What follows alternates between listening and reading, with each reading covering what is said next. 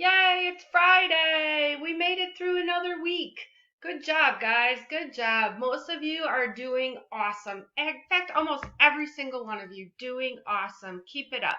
All right, let's have a little housekeeping here. Did you watch the Children's March? That is due today. This afternoon, I am going to post the grades. I go to Edpuzzle. It tells me what percentage of the movie you watched, and it gives me the grades for your questions, how you answered them. Okay? Did you watch the I Have a Dream speech? Sorry about that it was so long, but I hope that you watched it because it's such an amazing speech. Did you go to chapel yesterday? Hope you did that too. So I realize that's not on my list. Did you plan on a home-based meet today? We're going to talk about graduation, so I hope that you are planning on attending. All right, let's move on. JFK's death. So your book should be open to page 418. There's a picture of the casket, went via horseback. JFK is buried in Arlington Cemetery. It's a candle that stays lit 24 hours a day. His wife is right next to him. What's really fun about this, and I would have showed you a picture if we were in class, is that his grave is right there, and then it goes. There's a little hill right behind there, and at the top of the hill is Robert E. Lee's house.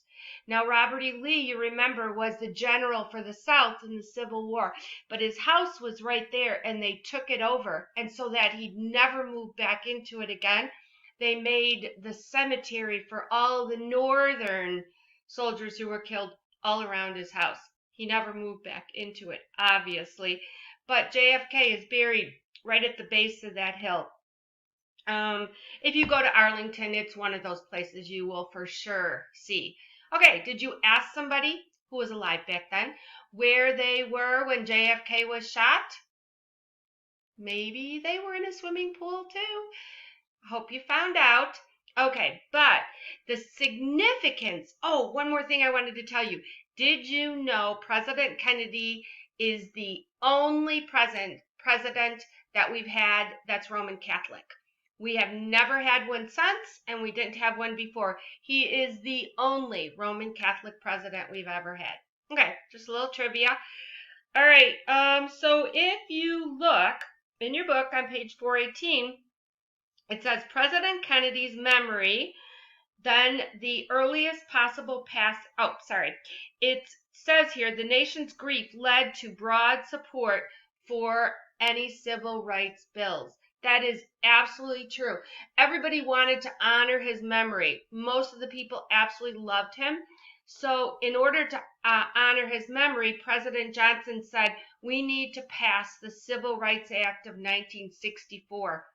I think it probably would have taken a whole lot longer to get this passed, but because everybody wanted to do something to honor John F. Kennedy, they passed this bill. So the Civil Rights Act of 1964 was signed into law.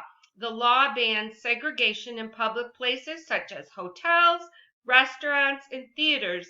It also created the Equal Employment Opportunity Commission to prevent job discrimination. At long last, segregation was officially illegal throughout the United States. I think you answered that question on the last question on the Children's March. President Johnson made it officially illegal. I think we talk about that. What's the most segregated day of the week? Sunday. Blacks go to one church, whites go to another church, Hispanics go to another church. Yeah, it made it officially illegal, but I think we need to always kind of reevaluate how we're doing on this whole segregation thing. Okay? All right. Let's see my next slide. Oh, the South. Urgh, they make me crazy. They still make me crazy with so many things that they do. But back then, they were, and they still are, the most racist, People still fly the Confederate flag. So let's look at page 419, voter registration. Look at Mississippi. Before this, in 1960, only 5% of blacks were registered to vote.